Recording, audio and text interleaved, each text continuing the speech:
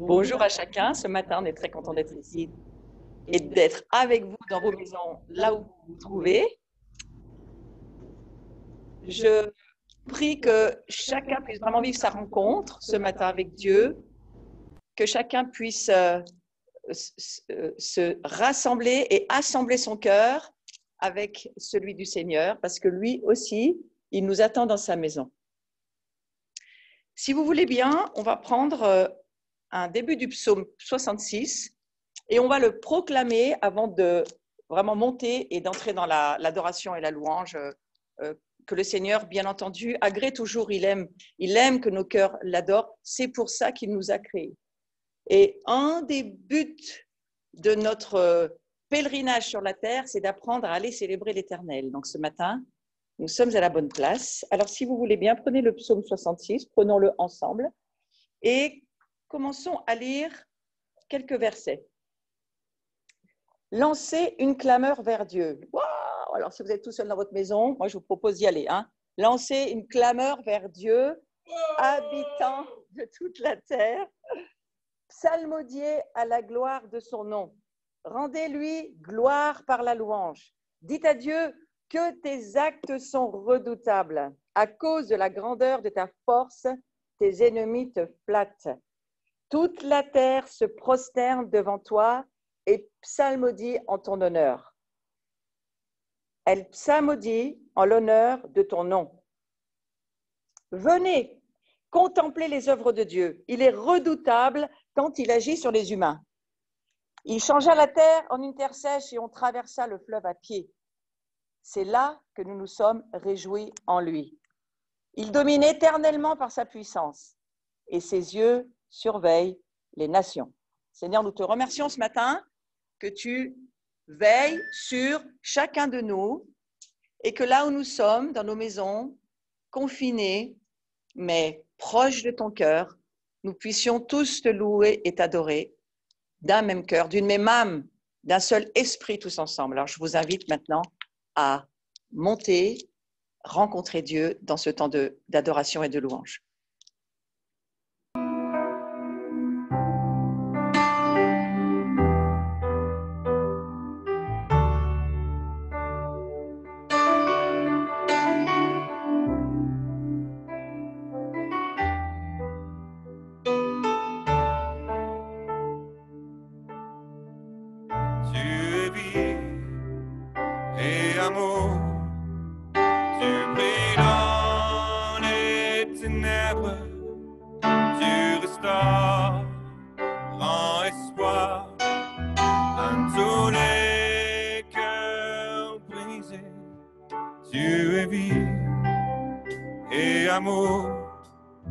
Tu brilles dans les ténèbres, tu restaures, grand espoir à tous les cœurs brisés.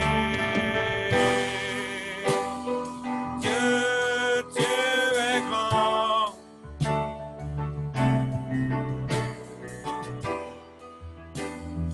Dieu, Dieu est grand.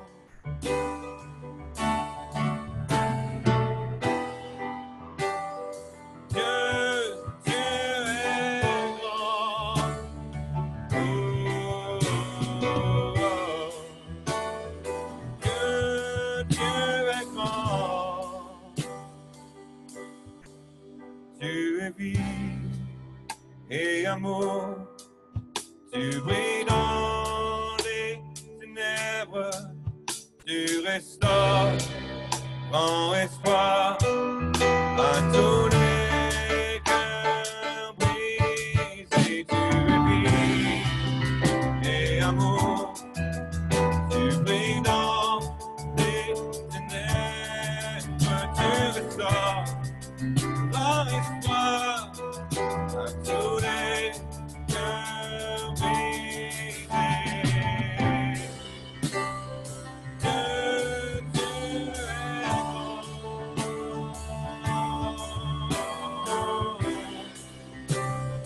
Dieu est grand. C'est toi qui vis en nous,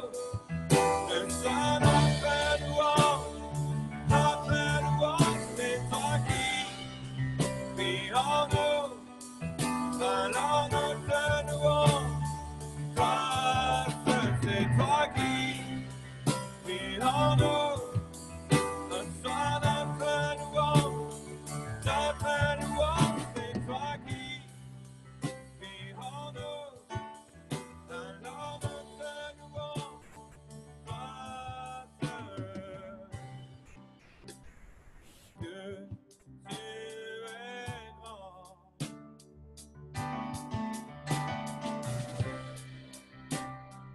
Dieu, tu es grand.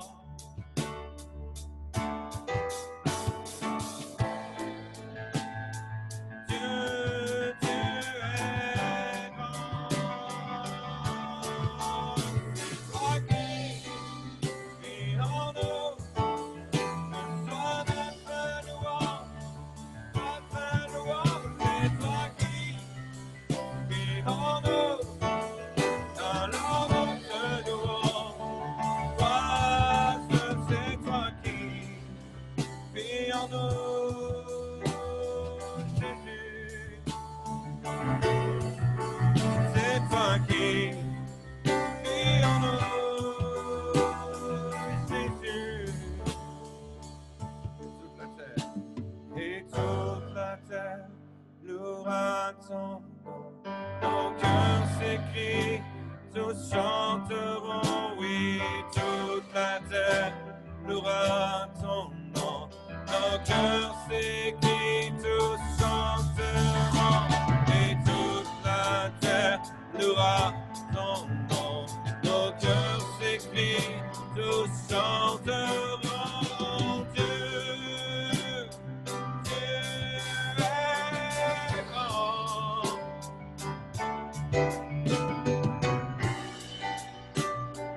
Dieu, tu es grand. C'est toi qui vis en nous.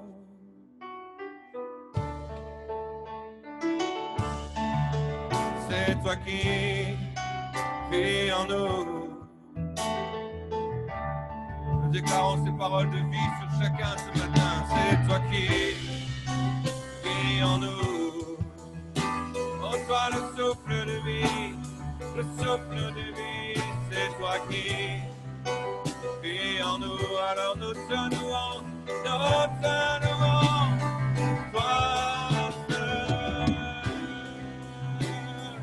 Dieu, tu es grand.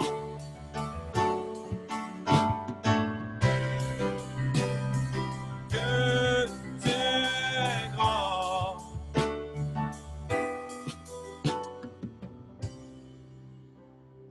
Dieu, tu es grand. Dieu, tu es grand. Tu es grand. Tu es grand, tu es grand. Tu es grand et glorieux. Tu es grand et glorieux. Sauveur glorieux.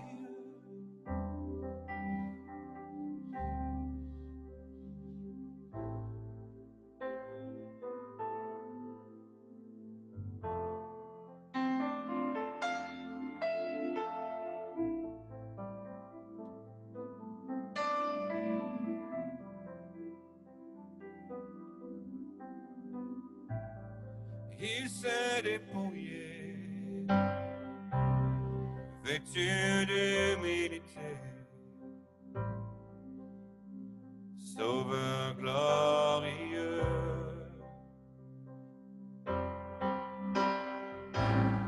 D'épines couronnées, mes fautes et mes péchés, sauveur glorieux.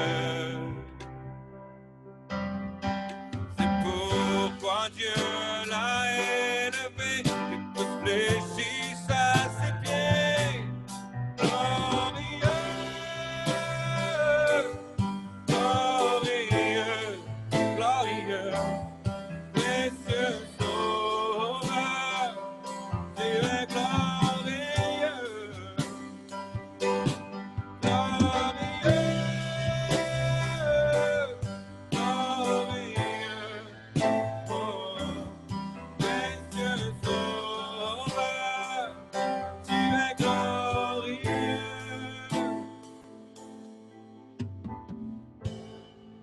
sang a coulé, mon fardeau il a porté. Sauveur glorieux, d'épines couronnées, mes fautes et mes péchés. Sauveur glorieux, c'est pourquoi Dieu l'a élevé, que tu fléchisses à ses pieds. Glorieux, glorieux, précieux sauveur, tu es glorieux.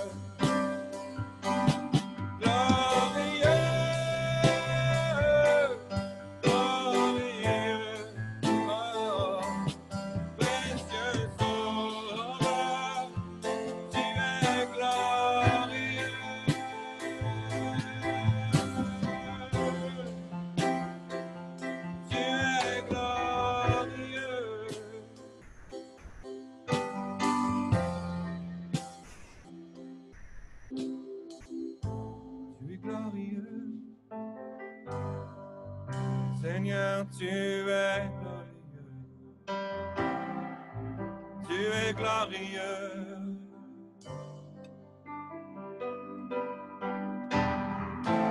tu es glorieux, Seigneur, tu es glorieux, tu es glorieux.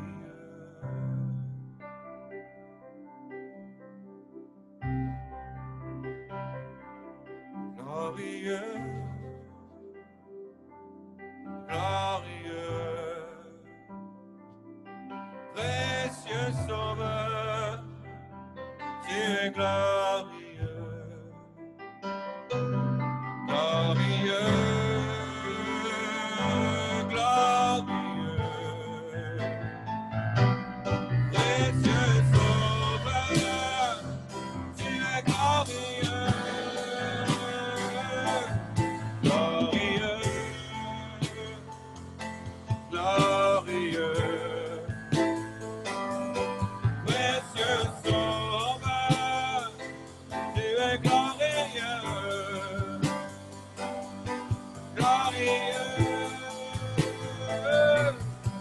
glorieux, glorieux, oh, précieux sauveur,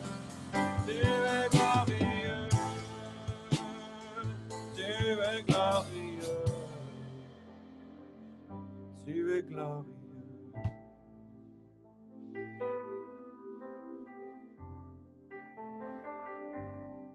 Glorieux,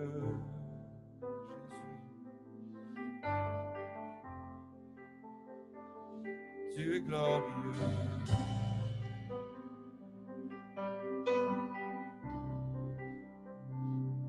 Tu es glorieux.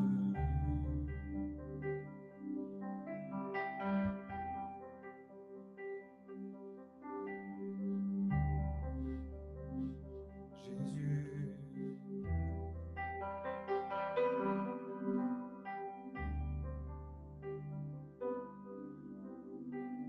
Combien précieuse est cette croix.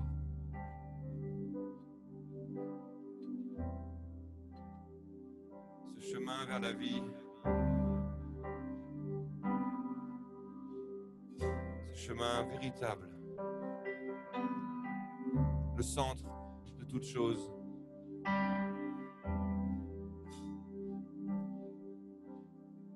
Seigneur, ce matin, nous voulons revenir au pied de la croix.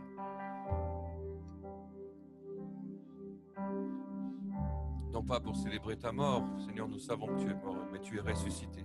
Mais au pied de la croix, Seigneur, pour venir près de toi.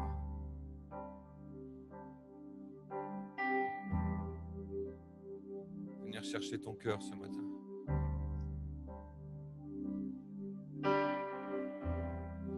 Venir au centre de toute chose. Venir à toi, Seigneur.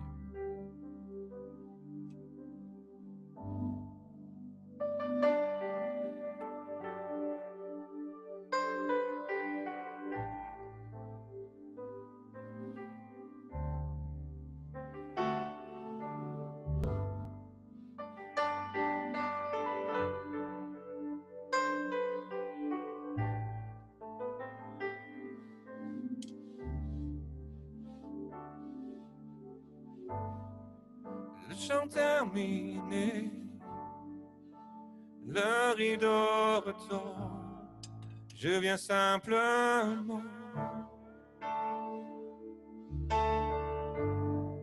porter mon offrande, car j'ai le désir de réjouir ton cœur. J'apporte plus qu'un beau chant, chanter ne suffit pas pour répondre à ton appel. Les apparences sont trompeuses, tu vois bien au-delà. Oh Dieu, tu sors de mon cœur. Je reviens au cœur de la louange. Tout est centré sur toi, centré sur toi, Jésus. Oui, je renonce à tous mes faux semblants pour te centrer sur toi, centré sur toi, Jésus. Oh, oh, oh, oh.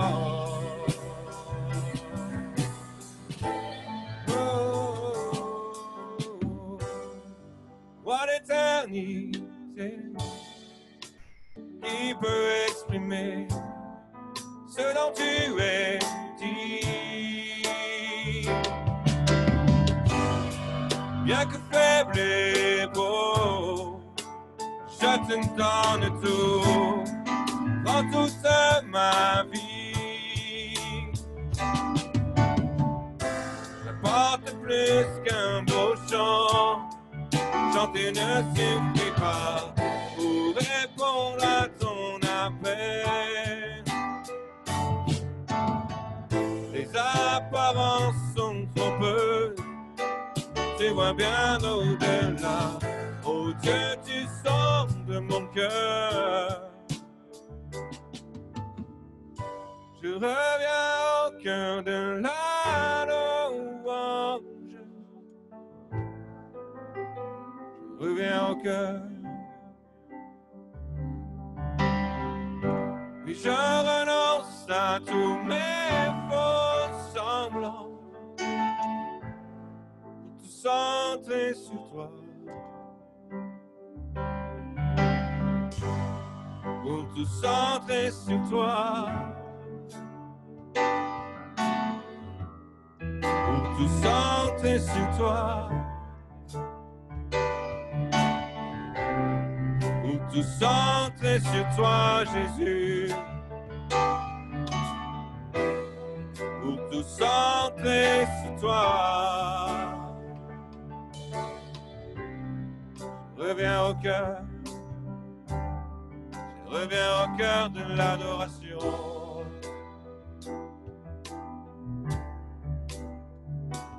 Centré sur toi, Jésus. Centré sur toi, Jésus.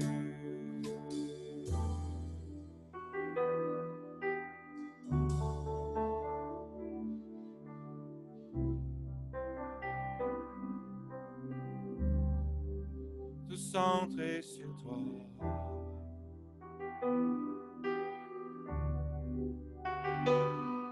Je ne veux que toi, je ne veux que ta présence, Jésus. Oh, je veux prendre du temps avec toi. Je veux passer du temps face à face avec toi. Te dire combien tu es grand, combien tu es bon, combien tu es beau. Combien ta présence est apaisante et douce pour moi. Jésus.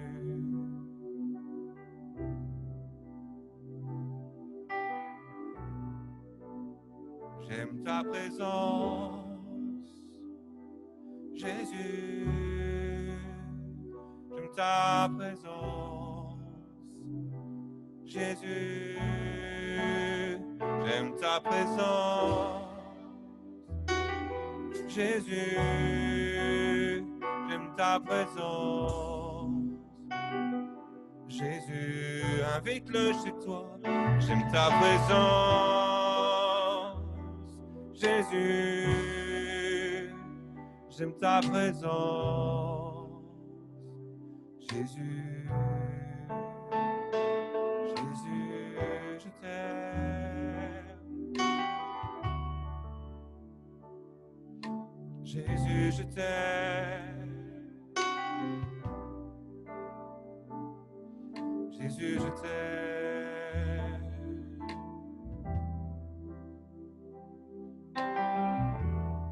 Que nous puissions, là où nous sommes ce matin, sentir la présence du bien-aimé. Qu'il envahisse chacune de nos maisons.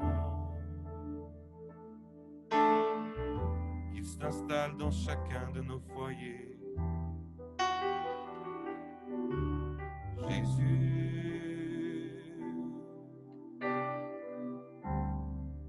Jésus, que toi seul.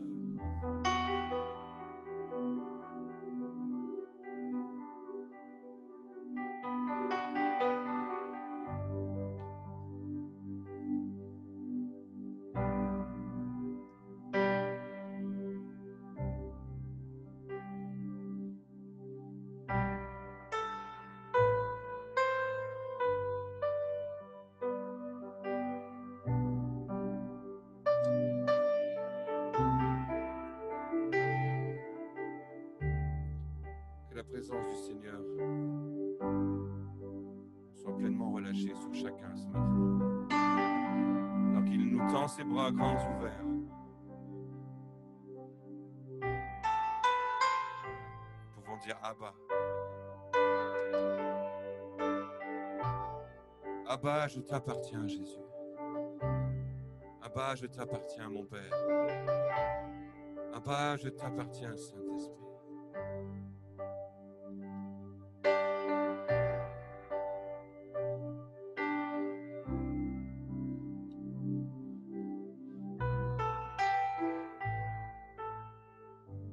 You're more real than the ground I'm standing on.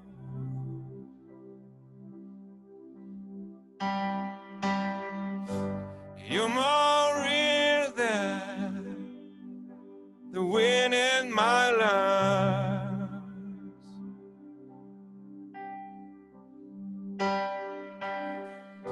Your thoughts define me. You're inside me, you're my reality.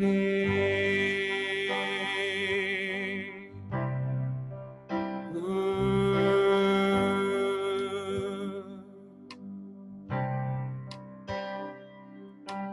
Abba, I belong to you.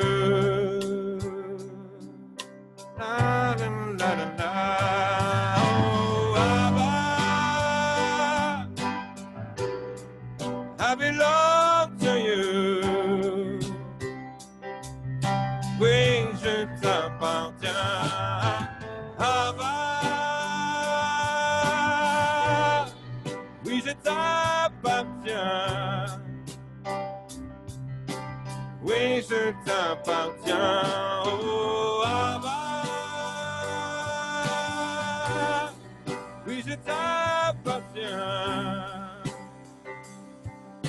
Oui, je t'appartiens. Oh, tu es plus près que la peau sur mes os. Tu es plus près que la langue dans ma bouche. Tu es plus près que la peau sur mes os. Na, na, na.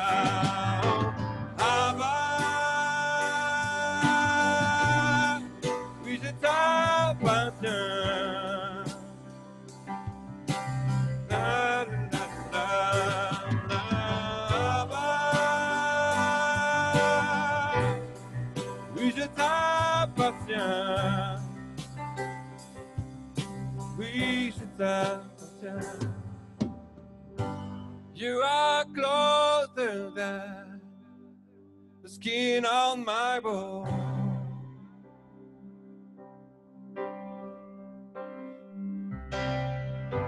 You're closer than the song on my tongue.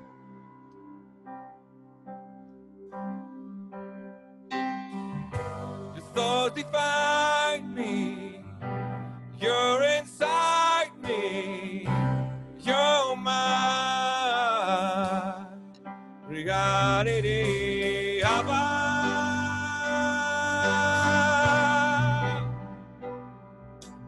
Abba, I belong to you. Oh, Abba,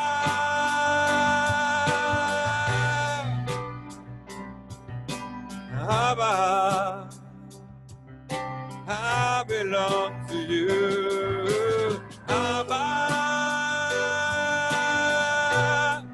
oui, je t'appartiens.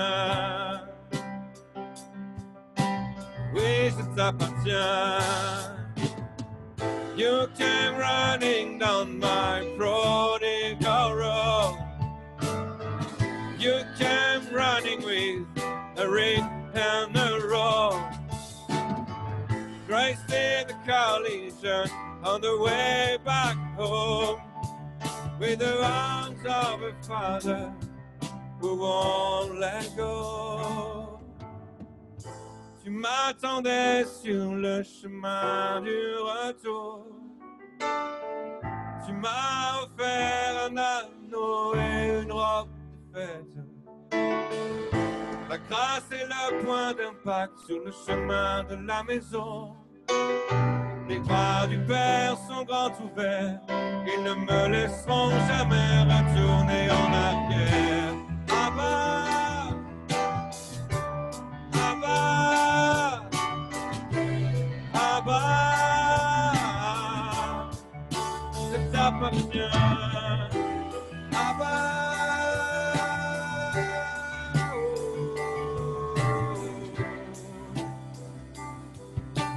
la, la, la.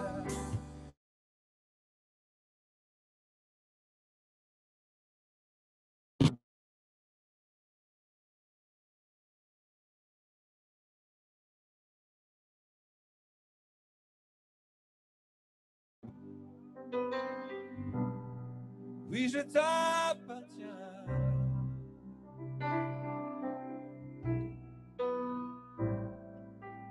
Abba,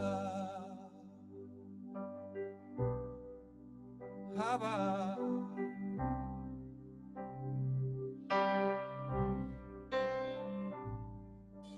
Abba.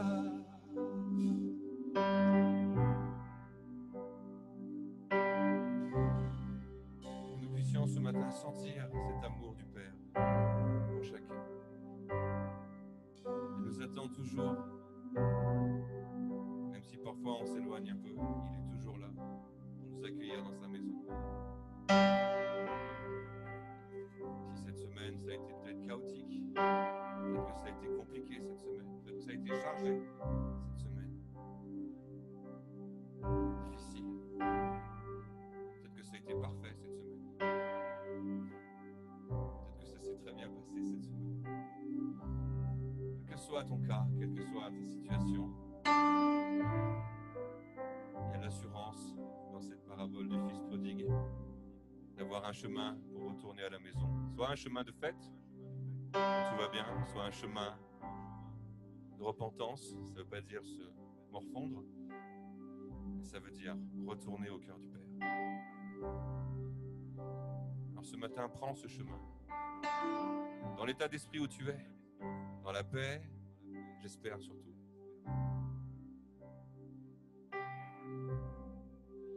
Et dis au Père, oui, je t'appartiens. Abba, oui, je t'appartiens.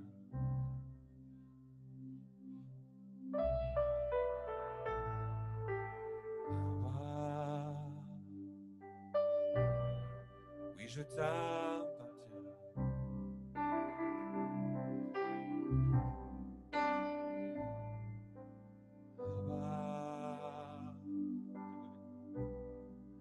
je t'appartiens.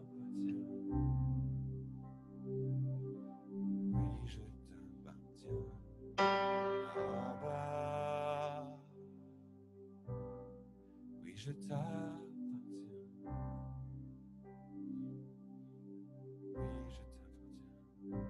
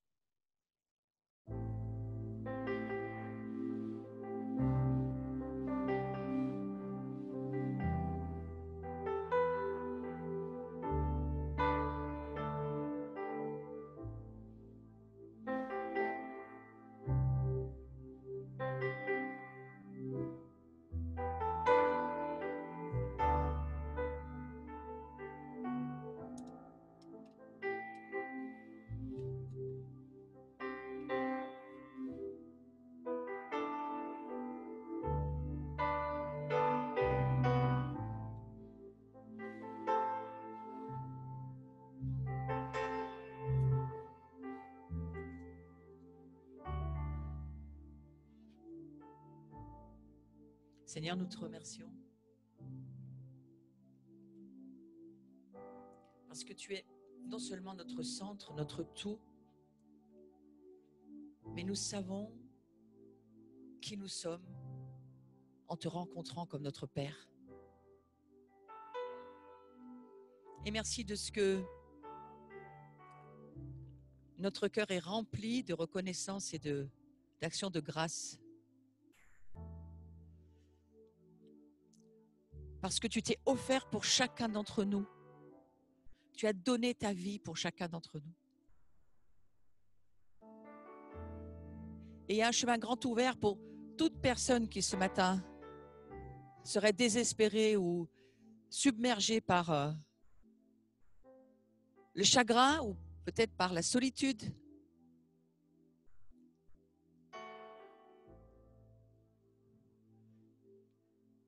Seigneur, merci d'être avec nous ce matin.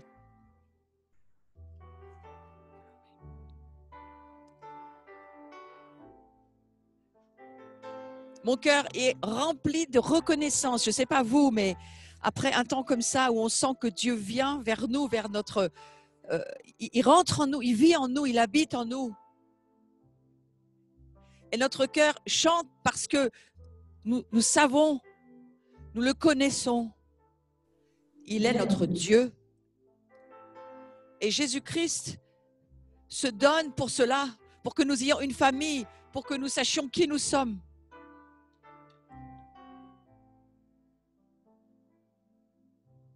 Reçois notre cœur ce matin, Seigneur, comme nous venons de le dire dans ce temps d'adoration. Et puis nous voulons aussi te prier pour tous ceux qui te cherchent, pour ton peuple Israël qui te cherche, pour les nations qui te cherchent. Ce n'est pas seulement un fils qui revient à la maison, c'est toutes les nations qui reviennent à la maison. Et comme il est bon, comme il est doux de se dire que ton cœur est assez grand pour chacun de nous. Alors que nous adorions le Seigneur, j'ai une pensée qui m'a habité tout le long de ce temps, qui me disait, mais c'est un Père pour les Chinois, c'est un Père pour les Coréens, c'est un Père pour les Japonais, c'est un Père pour les Américains, et toutes les nations ont commencé à défiler dans mon esprit. Et j'entendais le Seigneur me dire, mon cœur est assez grand pour chacun. Alors comment ne pas nous mettre à genoux devant toi notre Père qui a un cœur si grand et qui l'a offert pour tous ceux qui en avaient besoin. Jésus a dit, je ne suis pas venu pour les bien portants, je suis venu pour les malades, ceux qui ont des problèmes, des difficultés, ceux qui ont le cœur brisé, ceux qui sont affligés. Alors que ce matin, cette parole soit pour toi, si c'est ton cas. Et que l'Esprit Saint te rencontre dans ce temps et vienne te bénir.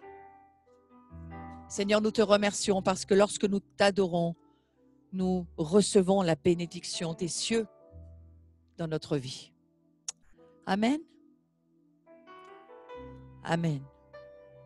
C'est une grande question et je sais que Jésus a posé cette question quand il a dit quand je reviens, est-ce que je vais trouver la foi? Cette question m'a souvent tracassée et elle a souvent dirigé mes propres méditations en me disant « Seigneur, aide-moi à avoir la foi ». Donc, vous voyez, une des premières choses qui va nous aider à avoir la foi, c'est un royaume qui ne change pas. Waouh! C'est quelque chose qu'on ne peut pas comprendre. C'est impossible pour notre esprit de comprendre ça. Notre pensée humaine, notre esprit peut le capter quand il est régénéré. Mais notre pensée humaine est incapable de comprendre cette pensée. Dieu est invariable. C'est incompréhensible au niveau humain, du raisonnement humain.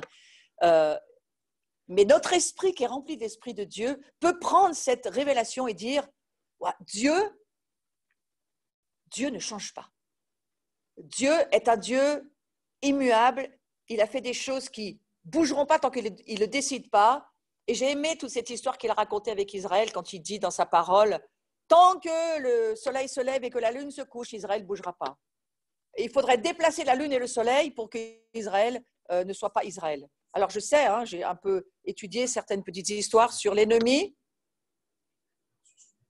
Et le diable essayera toujours de changer les temps, les mouvements solaires, la lune, le soleil. Il essaiera de faire certains changements. Mais je vous dis une chose, il n'y arrivera pas, parce que c'est écrit dans l'Écriture. Donc, un royaume qui ne change pas. Alors, la clé pour nous cette saison, la clé pour vraiment pouvoir vivre la victoire, c'est de bien lire ce qui est écrit sur la partie rose du slide. Retenons fermement la profession de notre espérance sans chanceler. Retenons fermement la profession de notre espérance. Ça veut dire qu'il va falloir dans cette saison retenir c'est déjà, retiens, c'est déjà fort, mais fermement, c'est encore pire. Tiens très fort, ça veut dire.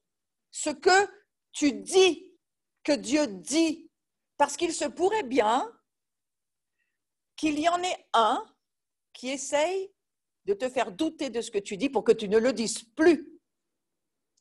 Et j'ai saisi pendant ce confinement que ma voix avec celle de Dieu, déjà j'ai des conflits forcément. Est-ce que Dieu a réellement dit Ève a eu son conflit, on a les nôtres. Je vais pas nommer tous nos conflits, mais je sais que vous savez de quoi je parle dans votre propre vie. Donc on a nos propres conflits avec nous-mêmes, mais on a aussi les conflits avec les autres, ce qu'on entend. Donc la foi et la vue sont déconnectées. L'homme naturel marche par la vue, en se fiant à ses sens et en ne croyant que ce que les informations lui transmettent. Donc vous imaginez aujourd'hui où le monde se trouve dans le fait qu'il ne croit que ce qu'il voit et ce qu'il entend de ce qu'on lui dit. Imaginez, les médias. Alors, je ne fais aucun commentaire. Mais dans la vie chrétienne, la vie spirituelle, nous ne devrions pas nous fier à nos sens, sérieusement. On a 2 Corinthiens 5,7 qui nous dit ceci, je vous le lis. Nous ne marchons pas par la foi, nous marchons par la vue. Mais ce n'est pas une option, c'est une condition irrévocable. Nous devons marcher par la foi et pas par la vue. Donc, dans ce temps de conflit, de troubles, de confrontation de royaume, de confrontation de couronne, de confrontation de trône, je peux vous dire qu'il va falloir vraiment poser ces choses laisser le Saint-Esprit poser ces choses dans notre esprit. Donc, nous ne marchons pas en suivant nos sens, mais en suivant la foi. Et c'est lorsque nous nous connectons à ce monde par la foi que nous retenons ferme notre confession. Donc, il faut nous connecter à ce monde. Comment est-ce que nous nous connectons? En adorant Dieu, en louant Dieu, en cherchant sa présence. Et comme il me semble que Dieu est au courant de ce qu'il va se passer demain après-demain dans les saisons qui sont devant nous, peut-être c'est la dernière saison, mais dans les dernières saisons, il y a des cycles. Alors, on va plutôt dire dans les cycles qui sont en train d'arriver bientôt, Dieu est au courant de ce qui va arriver. Beaucoup d'entre nous, on voudrait savoir. Mais écoutez, c'est déjà écrit dans l'Écriture. Hein. Lisez Luc 21, Matthieu 24, lisez les prophéties finitives dans l'Apocalypse. Dieu, il a déjà dit ce qui allait arriver. C'est écrit, donc il n'y a pas trop besoin d'aller chercher ce qui va se passer. Donc on n'est pas étonné et on sait que ce par quoi nous traversons, nous étions prévenus. Il n'y a rien qui nous trouble là-dessus. On n'attendait pas la manière, on n'attendait pas la rapidité, on n'attendait pas la violence de cette confrontation démoniaque, de ce virus qui s'appelle en plus Corona. Alors là, franchement, on ne pouvait pas signer plus clairement. J'ai trouvé que c'était presque exagéré, moi. Mais bon, ceci dit, nous ne marchons pas en suivant nos sens. Donc, nous devons absolument nous dire que tout ce que nous entendons aujourd'hui, tout ce que nos sens nous montrent, attention au danger. Ce n'est pas la réalité des choses dans lesquelles notre foi peut produire quelque chose. La foi concerne le royaume invisible éternel qui ne change jamais. Un monde qui ne change pas. Un monde invariable. Un monde irrévocable. Un monde qui est dans lequel Dieu vit et dans lequel la foi prend sa substance. Et le mot foi, j'en reviendrai après, mais ce n'est pas quelque chose, on va dire, qui est sans substance. La foi, c'est vraiment quelque chose qui a un corps, une matière, et qui fonctionne avec une réalité plus vraie, sauf qu'elle est invisible. Donc, si votre pensée est un petit peu embrouillée, tant mieux. Demandez l'aide du Saint-Esprit. Les hommes, les humains, sans un esprit régénéré, ne peuvent pas comprendre les choses de Dieu. La croix est incompréhensible pour quelqu'un qui est branché dans ses pensées humaines. Par contre, si ton esprit a accueilli l'esprit de Christ, alors les choses vont commencer à s'illuminer. Donc, le monde des sens, il est forcément toujours changeant. Regardez autour de nous. Il est temporaire, il est instable, il est inconstant, il est imprévisible. Alors, ouais, ça c'est sûr que là, ce qui nous arrive sur la tête en pandémie mondiale, on n'avait quand même pas forcément vraiment prévu que ça se passerait comme ça. N'empêche on est tous mis à cette table démoniaque, on est tous mis autour de cette table démoniaque quelque part, à la même enseigne, j'ai envie de vous dire. Chinois, Coréens, qui que nous soyons, nous vivons ce même combat. Et il me semble que ça a un rapport avec le fait que Dieu, lui, dans son royaume, il est dans la saison où il rassemble sa famille pour l'assembler. Et qu'à partir du moment où il peut assembler sa famille, il sait qu'il peut faire descendre la bénédiction. Il a besoin de cet esprit d'Élie qui vient nous assembler, nous remettre ensemble, nous remettre dans de bonnes relations, dans de l'amour, dans du pardon, dans la substance du royaume, pour que enfin Dieu puisse libérer l'autorité qui a toujours été la nôtre, mais dans laquelle on a eu un petit peu de mal à fonctionner. Je suis gentille en disant ça. Donc, par la foi, nous sommes reliés à un monde différent, un monde de réalité et de vérité éternelle. Donc, ce que Dieu nous dit, c'est une vérité éternelle. Quand Jésus te dit « Je te sauve », tu es sauvé éternellement. Tu es libéré éternellement. C'est quelque chose d'éternel. Notre manière de répondre aux pressions que Dieu permet dans nos vies détermine si nous nous appuyons sur nos sens ou sur la foi. Vous voyez, c'est notre comportement qui va montrer aux autres. Alors, tu es sur quelle plateforme? La foi ou la vue? Si nous modifions notre profession de foi à cause des ténèbres, c'est que nous marchons en suivant nos sens, parce que dans la foi, il n'y a pas de ténèbres. Donc, on va certainement, par moments, se faire peut-être appeler comme fou. Mais la sagesse de Dieu est folie pour ce monde, vous le savez très bien. Donc, ma question, c'est sur quoi nous nous appuyons? Il faut se poser cette question chaque jour, parce qu'on a beau se dire qu'on le sait par cœur dans notre cerveau, il faut que dans le comportement de notre vie de tous les jours, nous marchions par la foi. c'est-à-dire dans le monde de l'Esprit de Dieu.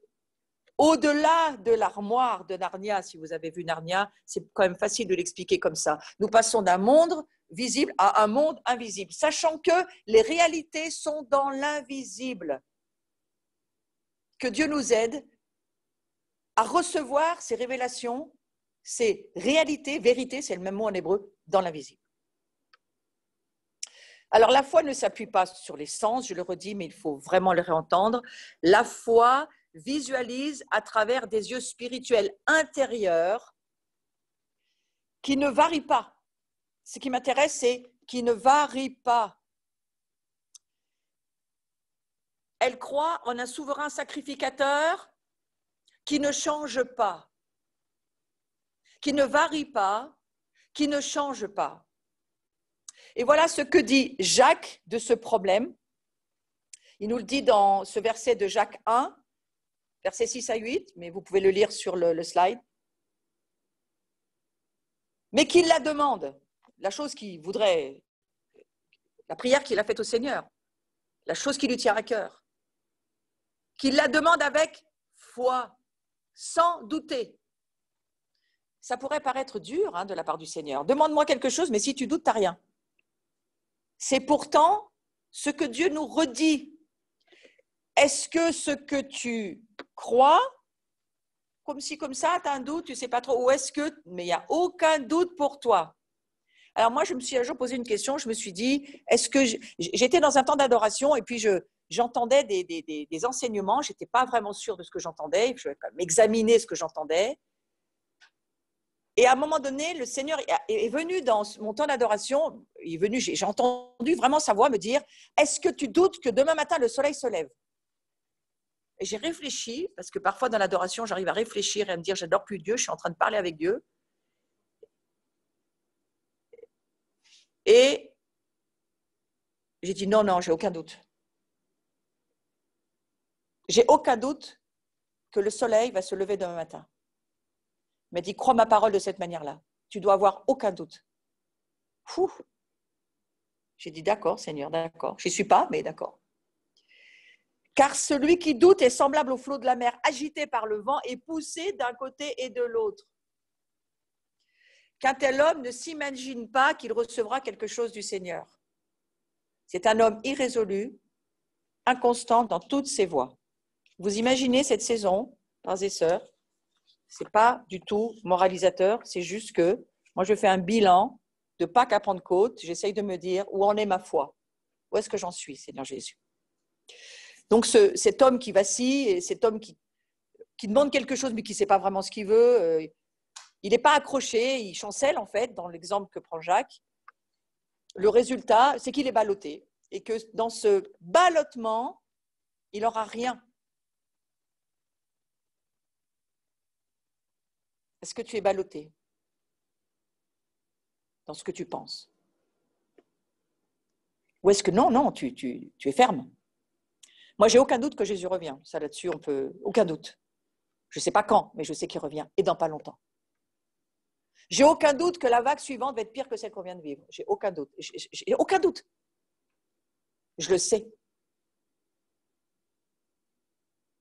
Mais il y a d'autres facteurs sur lesquels il faut avoir aucun doute. Est-ce que tu as aucun doute que tu peux aimer ton frère autant que toi-même? Wow. Là, je dis, bien sûr, je n'ai pas un doute. Là, j'ai besoin d'aide. C'est la saison pour demander au Seigneur de nous aider à aimer tout ce qui nous tape sur les nerfs, tout ce qu'on ne supporte pas. Le confinement va servir à ça. Le confinement sert à nous faire mourir. Tout ce qui n'est pas mort, là, c'est en train de le faire ou ça va s'exploser. Alors moi, je propose à l'Église ce que beaucoup de rabbins proposent du reste.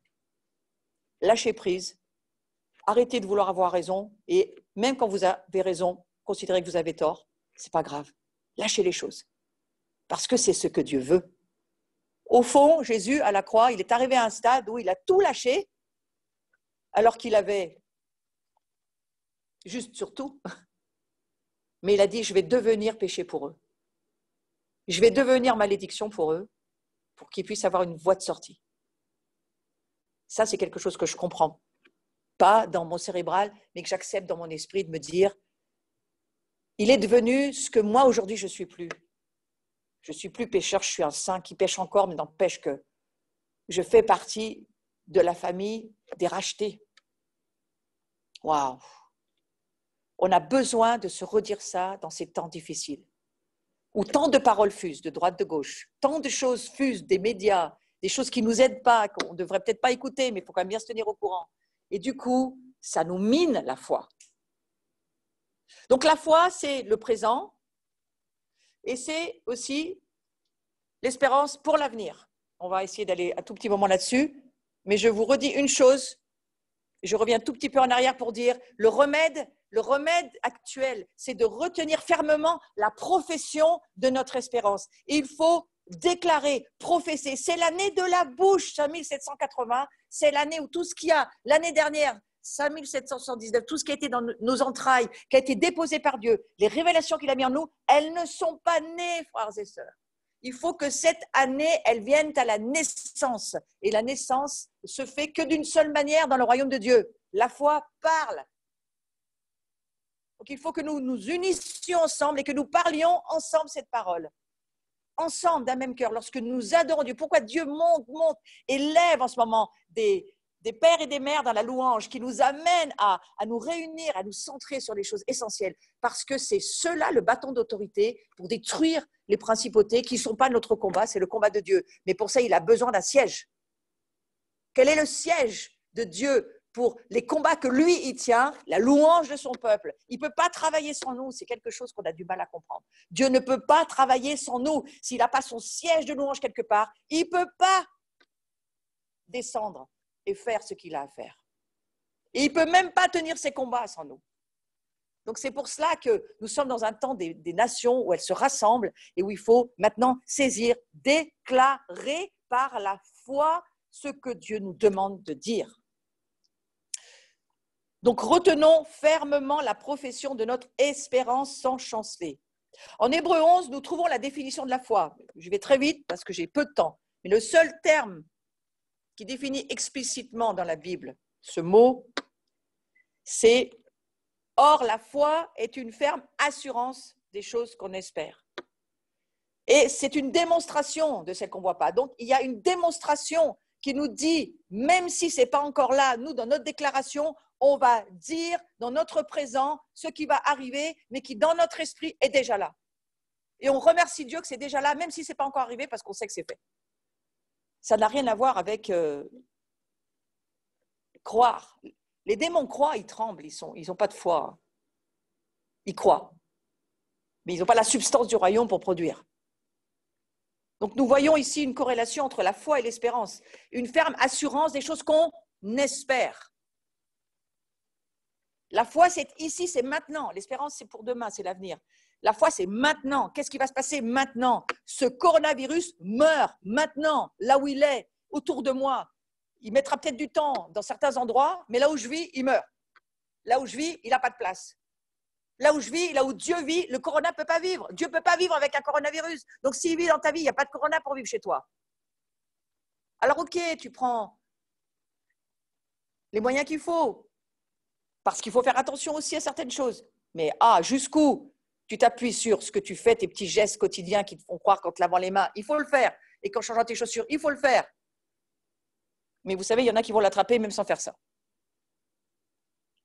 Nous, on ne va pas l'attraper parce qu'on croit Dieu. Où Dieu vit, il n'y a pas de coronavirus.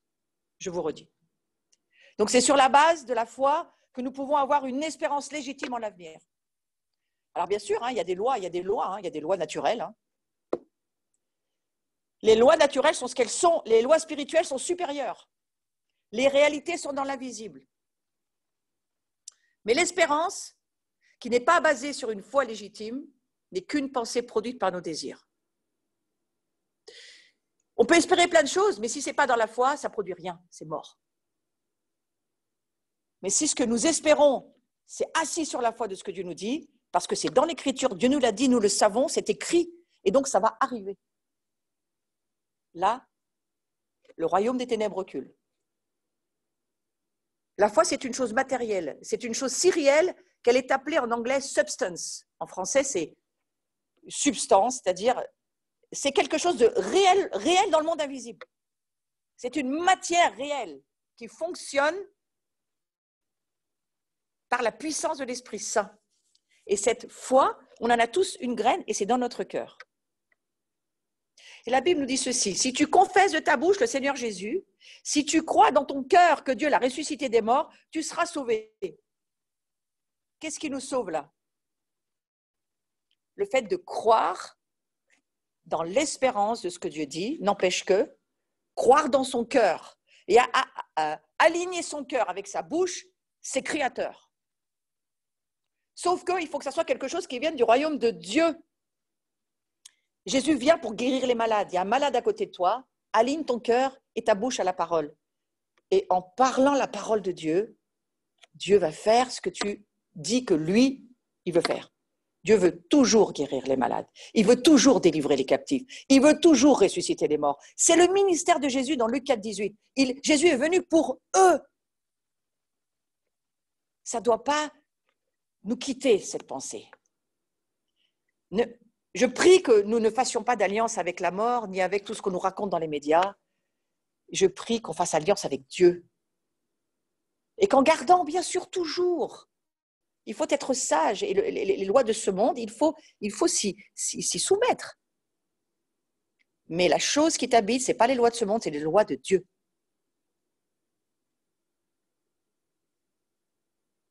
Et c'est important cette saison qu'on y repense. C'est en croyant du cœur qu'on parvient à la justice.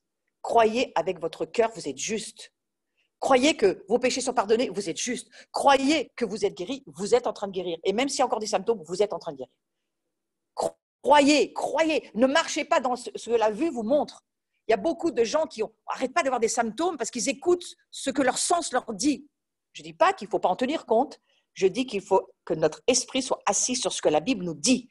Jésus vient pour guérir tous les malades, tous ceux qui croient. Et si on a du mal, Seigneur, viens au secours de mon incrédulité. J'ai besoin de ton aide. Et voilà, et Dieu viendra et il nous aidera. Mais c'est en confessant de la bouche qu'on parvient au salut. Tu ne peux pas arriver à produire quelque chose si tu ne parles pas. Vous voyez, la louange, vous imagineriez une louange, une adoration silencieuse tout le temps. Je suis d'accord qu'il faut des temps de silence, mais je ne crois pas que c'est ce que Dieu nous dit dans la Bible qu'on doit faire tout le temps.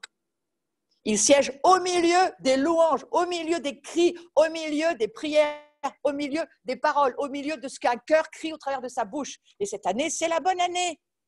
2020, c'est l'année où on va concrétiser par notre parole ce que notre cœur croit. Et il me semble pouvoir dire, ce n'est pas le monde qui est jugé en ce moment. Moi, je crois que c'est l'Église qui est jugée. Parce que Dieu nous aime. Et donc, il vient et il mesure. Et il vient voir ce qu'on fait de notre temps, qu'est-ce qu'on veut vraiment, où est-ce qu'on en est. Il ne nous oblige pas. Il vient voir. Il met ses yeux sur nous. Il regarde où on en est. Et il mesure. Exactement comme pour le temple dans Ézéchiel. Il vient mesurer. Qu'est-ce que cette famille veut? Qu'est-ce que celle-ci veut? Qu'est-ce qu'ils sont en train de faire? Est-ce qu'ils nous veulent vraiment? Parce que s'ils nous veulent vraiment, ils vont nous avoir. Waouh! Que Dieu vienne chez moi. Dans le Nouveau Testament, croire, c'est un verbe de mouvement. Il ne s'agit pas d'une chose statique ou d'une chose intellectuelle. C'est une chose dans notre cœur qui nous amène vers quelque chose de nouveau. Pourquoi croire? Parce qu'avant, on ne croyait pas. Donc, ça veut dire qu'on passe d'une saison où on ne croyait pas à une saison où on croit.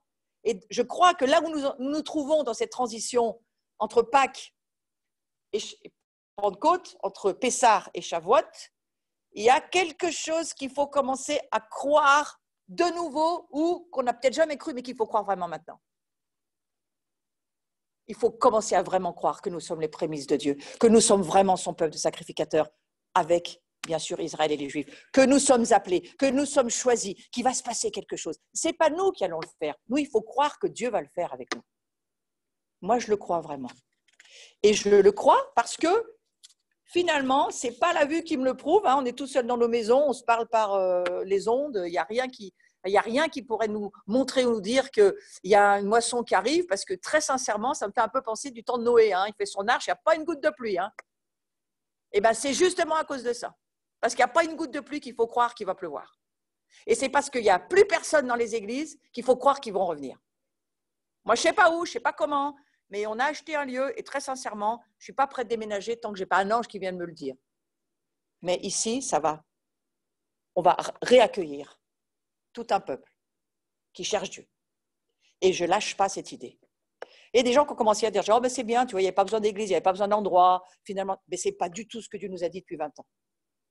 Nous, pendant 20 ans, on a toujours pensé qu'il ne fallait pas de lieu, qu'il fallait rester très disponible, à pouvoir suivre Dieu comme dans le désert. La nuée va à gauche, on va à gauche. Puis là, il n'y a vraiment pas si longtemps que ça, Dieu nous a dit, achète le bâtiment. Et on s'est dit, mais mince, c'est tout ce qu'on ne pense pas depuis 20 ans, quoi. Et au moment où on achète le bâtiment, tout le monde se retrouve finalement en confinement.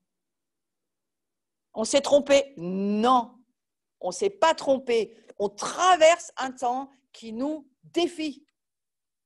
Est-ce que tu crois dans les paroles que Dieu t'a données? Est-ce que tu crois ce que tu as dit dans la vision? Est-ce que tu y crois? Est-ce que c'est tes sens qui te le prouvent tout le temps? Ou est-ce que c'est juste que tu y crois que c'est parce que c'est Dieu qui va le faire, ce n'est pas toi qui vas le faire?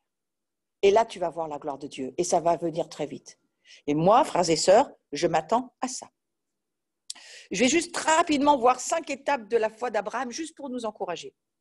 Abraham, il y a des choses qui sont, je trouve, intéressantes. Et il a accepté de faire, finalement, on résume en 5 pas. Hein, c'est un peu lapidaire, mais c'est pour aller vite.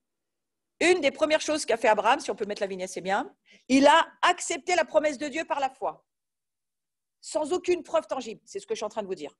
Il a accepté la promesse, il ne voyait rien.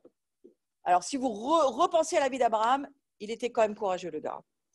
Il a reconnu qu'il était incapable de produire des résultats par lui-même. Mais mener un peuple, là, comme il a fait, là, faire tout ce qu'il avait à faire, Abraham. Il attend une promesse longtemps, puis après, Dieu lui dit, donne-moi ce que je t'ai promis depuis longtemps. Oh, il fallait être bien fait. Hein. Des fois, il faut être bien fait avec Dieu. Non, il faut faire confiance. Il faut faire confiance. Qu'on ne comprend pas Dieu, mais on sait quand il nous parle. Et quand il nous parle, il faut garder la foi sur ce qu'il nous a dit. Il ne faut pas partir ou écouter les voix autour qui vous disent, tu vois, ça nous paraissait bizarre ce que tu faisais. On ne comprenait pas trop. On se demandait si c'était vraiment de Dieu. Moi, j'ai beaucoup entendu ce genre de réflexion pendant des années. À un moment donné, tu te fermes à cela. Sauf qu'il ne faut pas fermer son cœur, mais il faut fermer les voix qui ne t'aident pas à garder la foi. Je ressens de vous dire, à vous qui m'écoutez, il y a des voix que vous ne devez pas écouter. Elles sont peut-être très proches de vous. Je suis désolée de vous dire. Vous apprenez à écouter Dieu. Écoutez Dieu, gardez l'alliance, gardez les commandements avec Dieu, mais gardez la voix de Dieu parce que c'est ça qui va vous faire votre avenir. Donc, il a accepté la promesse sans preuve tangible. Il a reconnu qu'il était incapable de produire des résultats par lui-même. Alors ça, c'est la deuxième étape qui dure un certain temps dans notre vie. Et puis, il s'est concentré sur la promesse, sans chanceler. Cette fois, elle lui a été donnée parce qu'il s'est concentré sur la promesse. Il dit, Dieu, tu m'as promis, Dieu, je crois. Voilà. Et le résultat, c'est que son corps et celui de Sarah ont été investis d'une vie surnaturelle. Ils ont été investis d'une vie surnaturelle. Merci.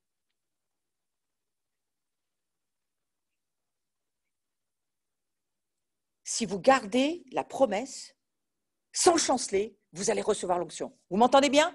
Si vous gardez la promesse de ce que Dieu vous a dit, vous n'allez pas forcément garder le projet que vous pensiez pouvoir garder, parce que cette saison, il y a beaucoup de choses que Dieu efface des faits. Il ne veut pas que les choses se fassent comme ça. Il est en train de monter son plan et son programme. Et son programme, je m'excuse de le dire pour certains, mais ça ne passe pas par forcément l'Église seulement. Ça passe par Israël. Donc, il faut faire un petit peu des voyages, parce qu'on va se réaligner à Israël. Il faut entendre une nouvelle façon de comprendre les choses. Avec nos frères juifs, messianiques, c'est important. Il va falloir refaire nos calendriers, changer nos agendas. Mais oui, on pourrait être gentil, on peut continuer à faire Noël vers la culture, mais excusez-moi, Jésus n'est pas né le 25 décembre. Donc, il y a beaucoup de choses qu'il va falloir réaligner gentiment, sans se fâcher. Mais c'est quand même Dieu qui a les calendriers, les agendas, ce n'est pas nous. Donc, il y a pas mal de choses. C'est Seder, ça veut dire l'ordre. Donc, il y a un ordre que gentiment, Dieu ne nous en veut pas. Franchement, ce n'est pas un père qui frappe. Il ne nous en veut pas, il dit juste, tu vois, là, non, il faudrait que tu comprennes, ce n'est pas comme ça que ça va se passer. Mon agenda, il n'est pas comme ça, il ne va pas se passer comme tu crois, et ton projet, il ne va pas aller dans ce sens-là, mais je vais quand même continuer avec toi. Mais s'il te plaît, fais comme je te demande de faire. Ça, c'est entre Pâques et Pentecôte. Et donc, concentrons-nous sur la promesse et pas sur nos stratégies pour faire la promesse ou la façon dont on voudrait que la promesse se passe, parce que là, on a déjà dépassé les limites. Il faut se concentrer sur la promesse. Dieu nous promet une moisson, on va l'avoir. Il nous promet qu'on va être sa sacrificature et qu'il y en a beaucoup d'autres qui vont le devenir. On le croit, on s'assoit dessus, on le croit. Mais ceci dit, la promesse, elle s'est accomplie quand Dieu l'a voulu. Il a amené Jésus, il a tout accompli. Ensuite, la façon dont il va nous utiliser pour accomplir la promesse, ça, c'est lui qui va nous le faire savoir. Et Dieu, il en a été glorifié parce que c'est lui qui a tout fait finalement. Donc voilà les 5 étapes de la foi d'Abraham. Et le chemin de foi qui nous est proposé, c'est la même chose. Il ne s'agit pas d'une quelconque ordonnance extérieure ou un commandement qui nous dit il faut faire comme ça. Non, non, non. Mais moi, je reviens sur une autre vignette et je vais vous redire la façon dont je comprends les choses pour nous cette saison. C'est à la fois simple et pas si simple que ça. Donc voilà le chemin de foi qui nous est proposé à chacun. Nous devons accepter la promesse de Dieu telle qu'elle nous est présentée. Il faut accepter la promesse de Dieu comme elle nous est présentée, frères et sœurs. Donc c'est pour ça qu'il fallait un petit reset, petite pause, arrêt, remise à zéro. Tu vois, c'est bien, ça fait toute une vie que tu fais des choses pour moi. Je t'aime pas plus, pas moins, je t'aime toujours autant. C'est ça que Dieu te dit. Mais c'est juste qu'on ne va pas le faire comme ça à partir de maintenant. Et ce n'est pas parce que je te dis ça que je ne t'aime pas. Voilà, donc il faut accepter la promesse telle qu'elle nous est présentée par Dieu. On doit reconnaître que nous sommes incapables de produire par nous-mêmes ce que Dieu a promis, et dans nos vies, et dans nos familles, et dans nos communautés, et pour nos nations. Moi, j'ai fait partie des gens, et je suis toujours d'accord pour le faire, prendre les armes spirituelles de Dieu, hein, c'est un grand mot pour dire, voilà, on va aller aider Dieu dans tout ce qu'il a besoin d'être aidé. Mais il me semble que cette saison, il nous dit, concentrez-vous sur ma parole, parce que c'est moi qui combats à partir de maintenant, et vous, il faut vraiment m'adorer. On ne peut pas, il est impensable pour Dieu, un point qui me vient vraiment à l'esprit très fort. Éphésiens 5, c'est avant Éphésiens 6. Éphésiens 6, c'est toute l'histoire du combat spirituel que Dieu nous demande de vivre, face à ce qui se passe sur la terre et à l'ennemi de nos âmes. Mais Éphésiens 5, c'est juste avant. Soyez continuellement remplis de l'esprit. Et aimez, Marie, aimez vos femmes. Hein, ça, c'est aussi bien écrit en gros. Hein. Voilà. Donc, s'il n'y a pas ça, le combat, vous ne pouvez pas le faire. C'est très important. Et puis, il y a aussi toute cette partie qui dit l'adoration avant l'onction, la direction. L'adoration. Dieu cherche des adorateurs, c'est la priorité, parce qu'il veut les oindre. L'onction, elle vient une fois que tu es dans l'adoration. L'adoration, elle amène l'onction. Et l'onction, elle amène la direction. Et c'est à partir du moment où l'Église est remplie d'esprit qu'elle entend la direction. Et la direction, si tu as la direction, mon frère, ma soeur, tu as la production, tu as les ressources, tu as tout.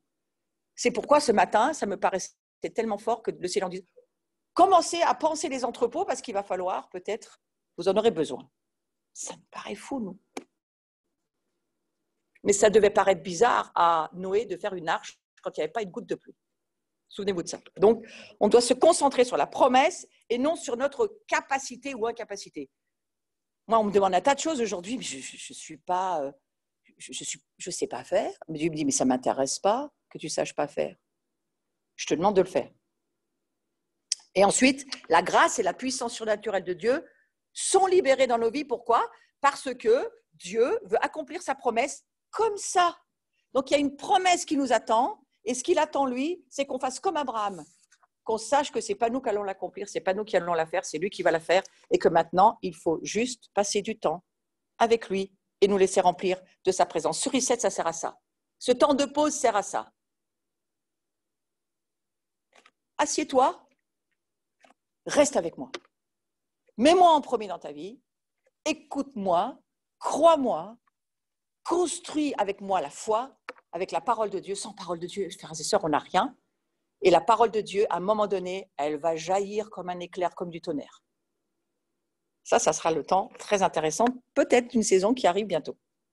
Donc, il faut demeurer ferme dans la foi que nous professons. Je vais rester un moment là-dessus. Jésus est le souverain sacrificateur de la foi que nous professons. Et ce verset-là, je n'y passe pas 3 heures, mais juste pour vous dire, si votre foi ne parle pas, elle est morte. Si votre foi n'a pas une voix, elle est morte. Si votre foi ne déclare pas avec la substance, elle ne sert à rien.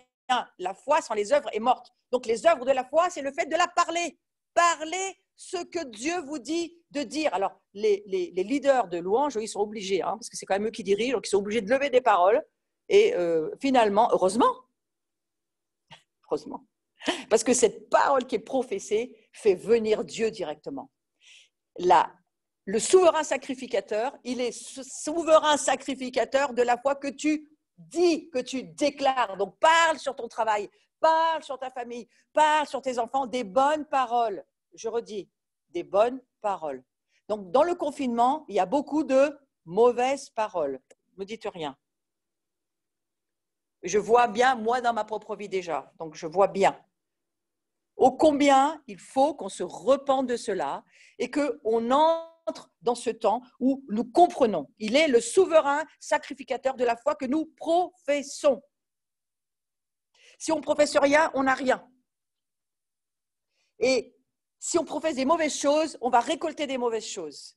Et on est au temps des prémices. Et Dieu mesure la substance de la foi de ses prémices. Vous comprenez cette saison, pourquoi elle est importante?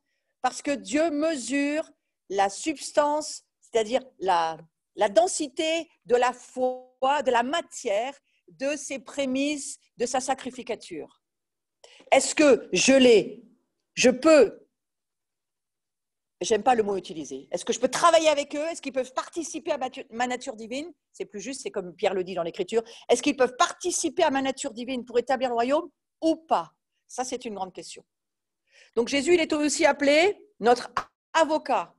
1 Jean 2, verset 1. Si quelqu'un a péché, on a un avocat auprès du Père.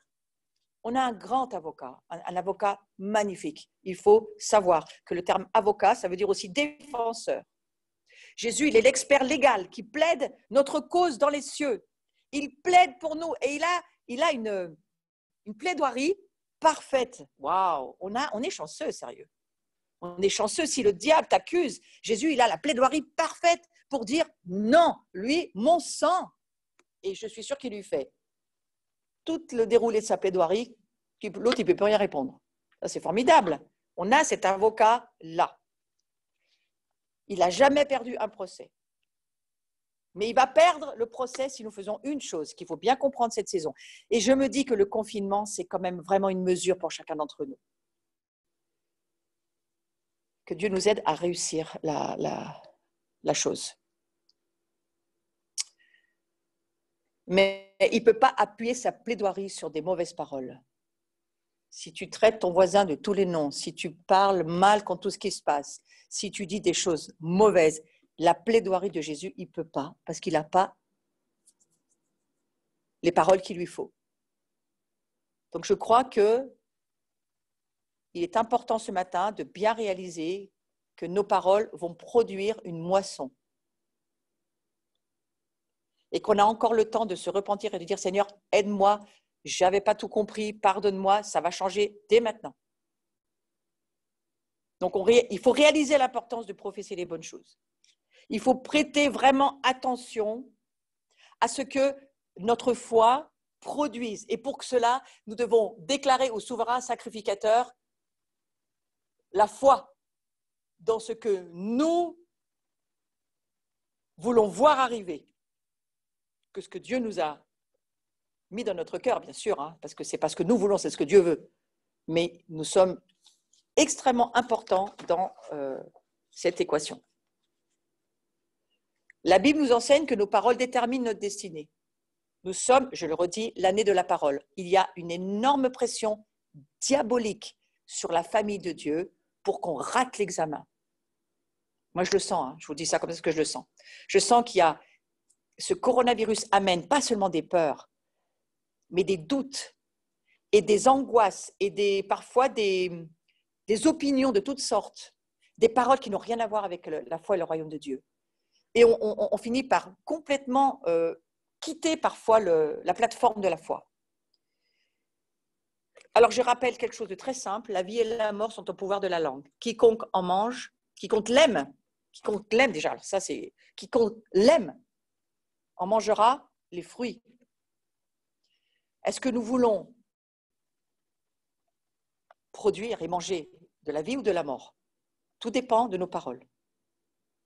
La langue produit ce que nous disons, produit. Donc, nous pouvons produire la vie, nous pouvons produire la mort, nous pouvons produire une guérison, nous pouvons produire une maladie. Nous pouvons produire de la peur, nous pouvons produire de la foi. On doit réfléchir à ces choses. Mais nous mangerons le fruit qui résultera de ce que notre langue dira. Cette saison, c'est la saison. C'est la saison où on doit laisser ce levain, comme font les Juifs dans leur maison pour préparer Pâques, laisser ce levain des paroles. Peut-être nous faudrait-il faire des jeûnes de paroles dans ce confinement et ça nous aidera peut-être un peu à pécher presque plus. Les paroles de Jésus font écho à ce principe lorsqu'il dit « Je vous le dis, au jour du jugement, les hommes rendront compte de toute parole qu'ils auront proférée. Car par tes paroles, tu seras justifié et par tes paroles, tu seras condamné. » Il me semble comprendre que cette table de la communion à laquelle Dieu nous invite chaque jour, puisque nous la faisons chaque jour dans la communauté de l'Abri, nous avons pris ce protocole pour un temps, pour nous aider de mettre la table de la communion chaque jour. Et quand on a eu des différends, quelque chose qui n'était pas si évident que ça, on peut encore la retarder du midi au soir. Hein. Mais une fois qu'on est au soir et qu'on sait qu'il ne faut pas se coucher sur notre colère parce que ça ouvre des portes au diable, on est dans une vraie réalité de vie. Hein. Et à partir de là, il faut se dire, attention, parce que je dois rendre compte de mes paroles.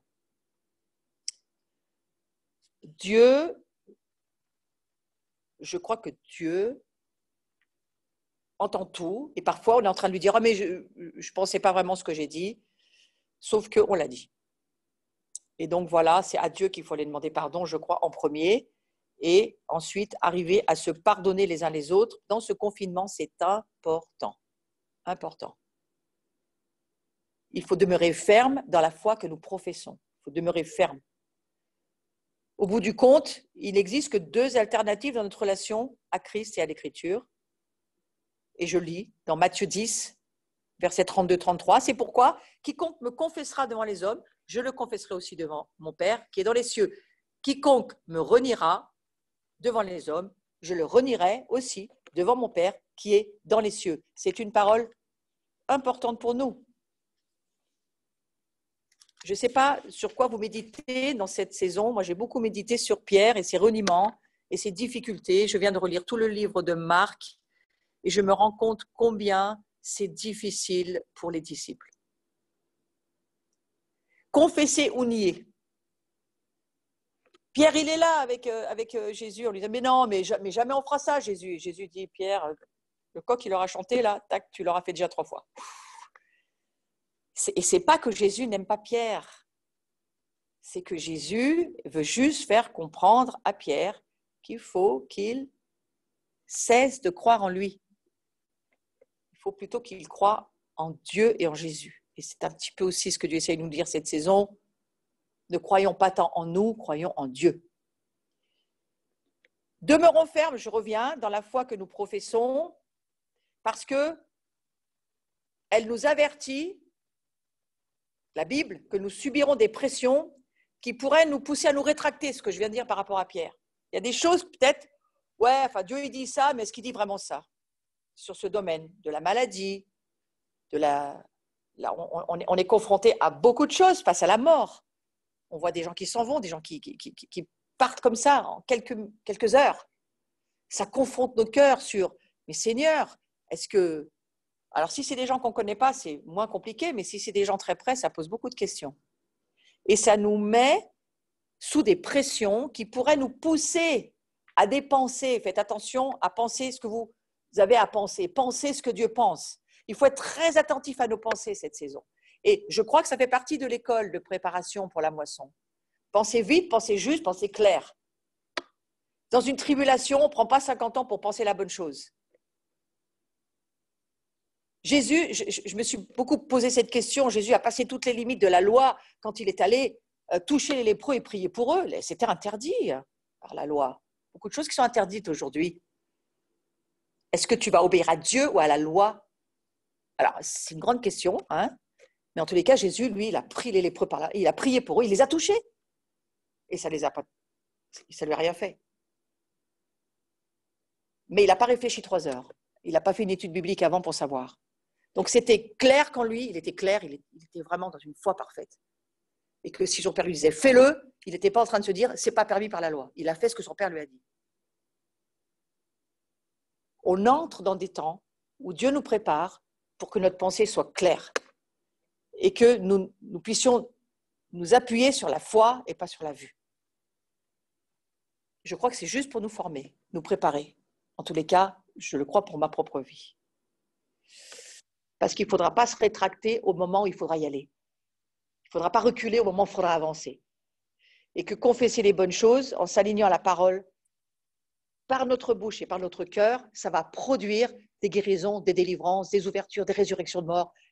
On se prépare pour des temps extrêmement difficiles, beaucoup plus difficiles que ce que nous vivons là déjà maintenant, où là nous sommes en préparation de confinement, mais peut-être que plus tard on sera mis sur des fronts où on n'aura pas le temps d'être préparé. Donc il faut se préparer pour que quand on sera mis sur le front, on soit prêt. Je crois que c'est ça qui se passe. Et Jésus dit ceci, par ses meurtrissures, nous sommes guéris. Waouh! Nous sommes guéris, c'est un présent, nous le sommes. Ésaïe 53, verset 5.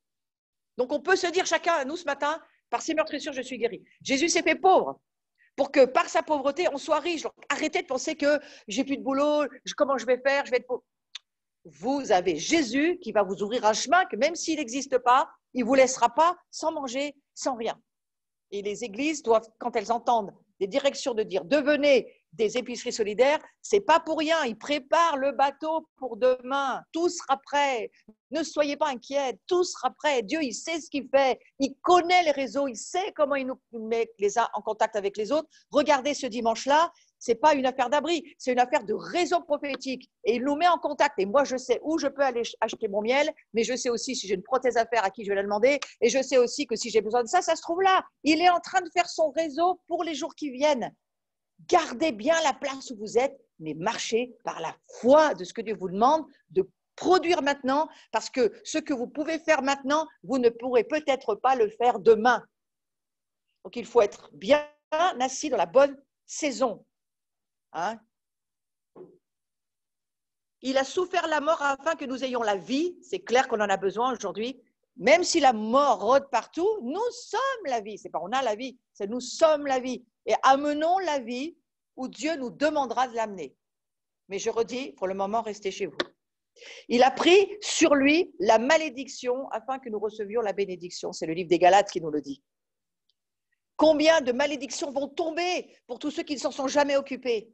Mais nous allons avoir une autorité avec nos paroles pour dire cette malédiction, nous la brisons sur ta vie pour que tu puisses recevoir la bénédiction. Là, je m'adresse à tous ceux qui sont déjà dans le ministère, qui sont des prieurs, qui sont au front, qui sont dans l'intercession. Mais vous pouvez, dans une intercession, dire, en priant pour quelqu'un, cette malédiction-là, elle est brisée dans le nom de Jésus. Et maintenant, c'est la bénédiction qui tombe sur la vie de cette personne.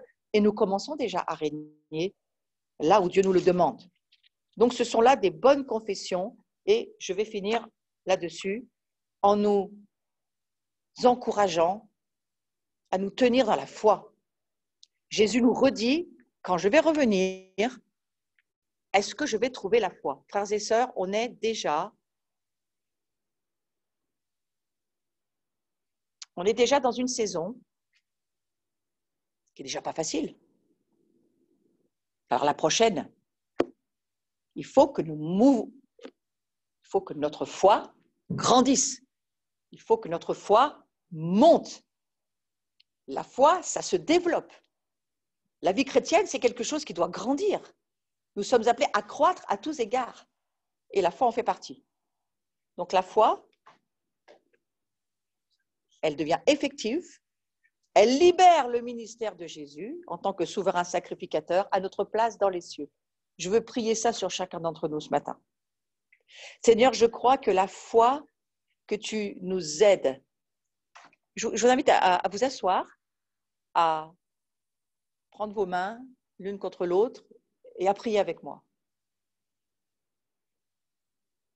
Et je crois, Seigneur, que la foi, tu prends soin de chacun de nous et tu veilles, tu surveilles notre être intérieur, nos yeux spirituels, notre force intérieure. Et tu te prépares tes prémices de la sacrificature afin qu'elles aient le niveau de foi suffisant pour libérer ton ministère sur la terre.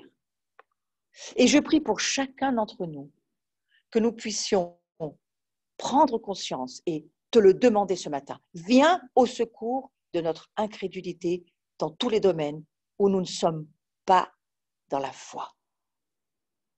Pardonne-nous, Seigneur, pour nous appuyer sur nos sens et être beaucoup plus à l'écoute de ce que nous entendons sur la terre qu'au ciel.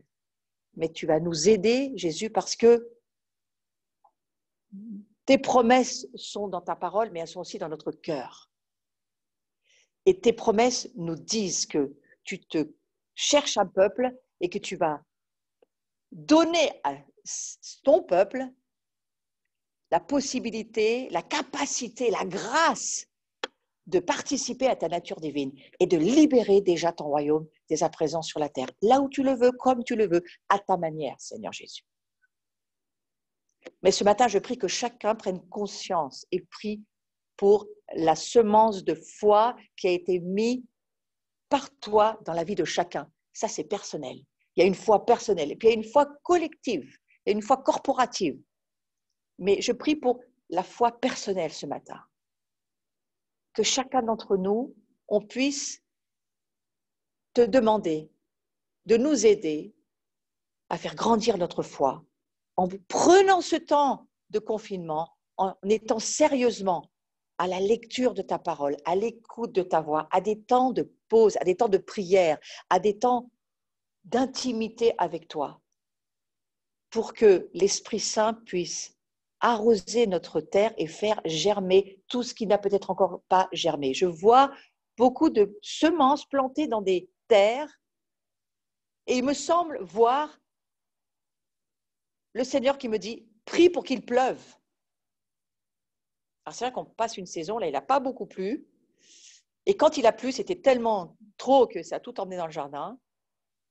Mais Seigneur, je prie que tu amènes une pluie divine qui arrose les terres de nos cœurs et que tout ce qui a été ensemencé l'an dernier, tout ce que peut-être nous sommes en train de ensemencer en ce moment, puisque c'est la saison des semailles, ça commence, Seigneur, tu puisses venir l'arroser et que ça pousse au nom de Jésus. Par ton amour, ta grâce, et tout simplement parce que tu nous aimes et tu veux faire de nous ton jardin. Et produire plein de fruits pour ceux qui sont autour de nous. Je vous remercie chacun d'avoir été avec moi dans la prière. Je vous remercie d'avoir fait cette prière avec moi, que nous puissions la prier ensemble et que le Seigneur garde chacun dans sa grâce et dans sa paix.